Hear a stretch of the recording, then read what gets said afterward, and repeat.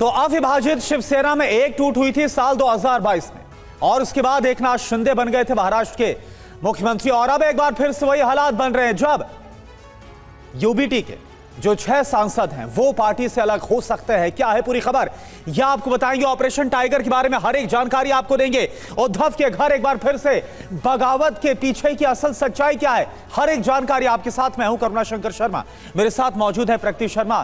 कहते हैं इतिहास अपने आप को दोहराता है। उद्धव ठाकरे की शिवसेना में 4 साल के बाद फिर से इतिहास दोहराया जा रहा है। ठीक 4 साल पहले जिस शिवसेना को बाल ठाकरे ने बनाया था, उस शिवसेना में 2 फाड़ हुए और एकनाथ शिंदे ने एक अलग गुट बना लिया और वो बन गए महाराष्ट्र के मुख्यमंत्री।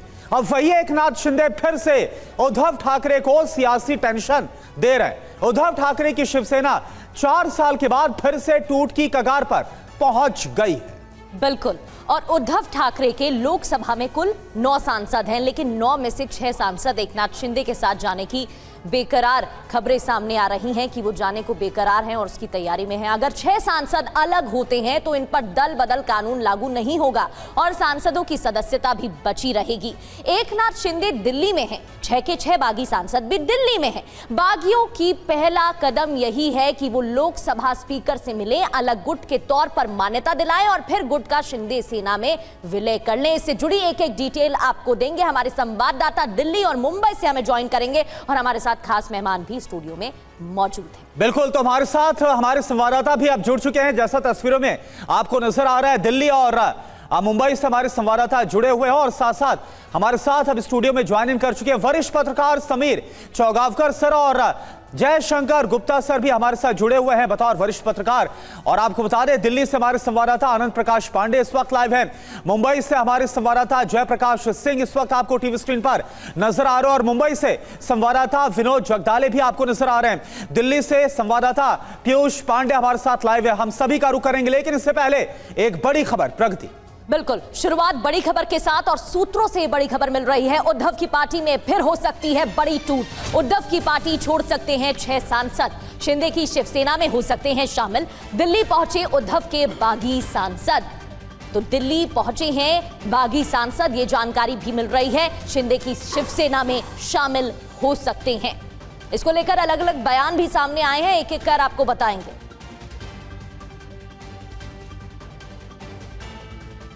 तो दिल्ली पहुंचे हैं उद्धव के बागी सांसद। यह भी खबर मिल रही है कि थोड़ी देर में श्रीकांत शिंदे के आवास पर बैठक होगी और इस बैठक में बागी सांसद शामिल होंगे। और एक और बड़ी खबर, एकनाथ शिंदे ने जयपुर में लोकसभा स्पीकर ओम बिरला से मुलाकात की है। यह सोर्सेस के हवाले से खबर आ रही है। लोकसभा अध्यक्ष ओम बिरला को अलग संसदीय गुट के लिए पत्र सौंपे जाने की जानकारी है। खबर यह है कि जो बागी सांसदों का गुट है वो एक पहले अलग से गुट तैयार करेगा और उसके बाद उसका विलय एकनाथ शिंदे वाली शिवसेना में होगा। एकनाथ शिंदे कल पहले जयपुर पहुंचे और उसके बाद दिल्ली के लिए रवाना हो गए, जहां पर खबर यह है कि श्रीकांत शिंदे के आवास पर, क्योंकि जानकारी थी कि सुबह यह बैठक होनी है, वहां एकनाथ शिंदे भी मौजूद रहने वाले।